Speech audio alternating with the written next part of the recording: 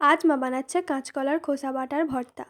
ভর্তা বানানোর জন্য আমরা প্রথমে কাঁচকলার খোসাগুলো কুচে নিয়েছি, আর নিয়ে নিয়েছি পেঁয়াজ কুচি, অল্প করে থেঁতে রাখা রসুন, চিলি ফ্লেক্স।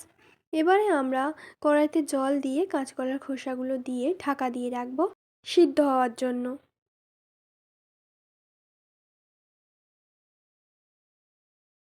কাঁচকলার খোসাগুলো সিদ্ধ হয়ে গেছে, এবারে আমরা এগুলো জল ঝারিয়ে একটি পাত্রে তুলে নেব। এবার আমরা সিদ্ধ খোসাগুলো শিলে দিয়ে ভালো করে বেটে নেব। আপনারা চাইলে মিক্সিতে পেস্ট করে নিতে পারেন। আমাদের খোসাটা বাটা হয়ে গেছে, তাই আমরা একটি পাত্রে তুলে নিয়েছি। এবার কড়াতে দিয়ে দেব তেল। তেলটা গরম হয়ে গেছে, তেলের উপরে দিয়ে দিচ্ছি কালো জিরে ও পেঁয়াজ কুচি, দিয়ে পেঁয়াজ কুচিটা একটু নাড়াচাড়া করে নেব। এবারে দিয়ে দেব থেঁতে রাখা রসুন।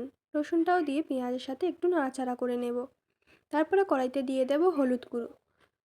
হলুদ গুঁড়োটা দিয়ে ভালো করে নাড়াচাড়া করে এবারে আমরা কড়াইতে দিয়ে দেব কাঁচকলার খোসা বাটা। খোসা বাটাটা দিয়ে আমরা ভালো করে ওটা নাড়াচাড়া করে নেব। ওটা অনেকক্ষণ ধরে নেড়ে নেড়ে একদম শুকনো করে নিতে হবে। আর ওটা শুকনো করার সময় আমরা ওতে দিয়ে দেব স্বাদ মতো লবণ ও চিলি ফ্লেক্স, দিয়ে ওটা ভালো করে নাড়াচাড়া করে নেব।